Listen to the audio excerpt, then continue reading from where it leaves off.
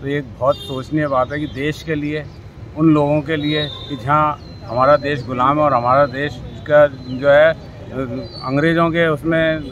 गुलामी में हमारे देश के अंदर जो अत्याचार हो रहे थे उस सबको सहन करते हुए उन्होंने देश की आज़ादी के लिए लड़ाई दी। पंडित जवाहरलाल नेहरू जी।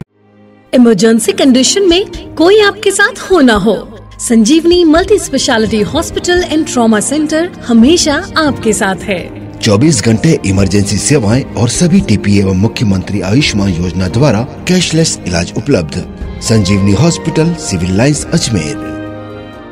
कमेटी की ओर से उन्हें सादर पुष्पांजलि अर्पित करते हुए नमन किया गया। पंडित नेहरू जी वो शख्सियत थे जिन्होंने इतने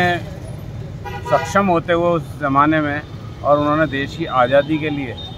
14 साल के करीब 13 साल और कुछ महीने तक उन्होंने अपना समय जेल में व्यतीत किया। तो ये एक बहुत सोचनीय बात है कि देश के लिए, उन लोगों के लिए कि जहाँ हमारा देश गुलाम है और हमारा देश का जो है अंग्रेज़ों के उसमें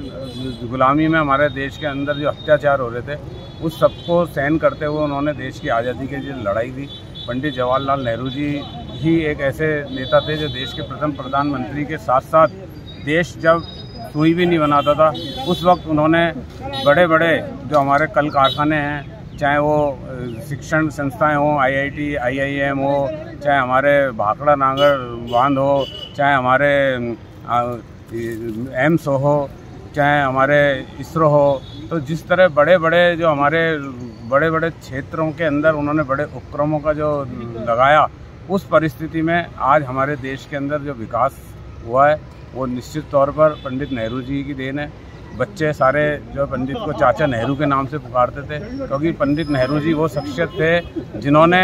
देश के अंदर जो विकास की गंगा बहाई, उसके आज तक हमारा देश अगर विकसित हुआ तो उन्हीं की देन है। पहले हमारे प्रधानमंत्री जिन्होंने विकास की नींव रखी और हमारे देश को जो सुदृढ़ बनाने का रखा। आज की वर्तमान परिस्थिति के अंदर जो सरकार बैठी है वो खाली धर्म के नाम पर, जाति के नाम पर, मजहब के नाम पर, भारत पाकिस्तान के नाम पर गुमराह कर रही है, देश के युवाओं को गुमराह कर रही है, देश के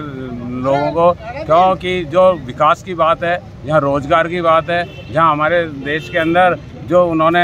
गरीबी मिटाने की बात है, लोगों की आय बढ़ाने की बात है, उस जगह पे सरकार बिल्कुल फेल हो रही है। तो हम पंडित नेहरू जी से उनको सीख लेनी चाहिए कि पंडित नेहरू जी ने उस परिस्थिति में जब हमारे देश के पास कुछ भी पैसा नहीं था, अर्थव्यवस्था नहीं थी, उस वक्त इतना अपने आप को सुदृढ़ बनाया। चाहे वो पंचायती राज का क्षेत्र हो, चाहे हमारे ग्रामीण विकास की बात हो, सब चीज़ों में उन्होंने हमारे देश को अग्रणी बनाया।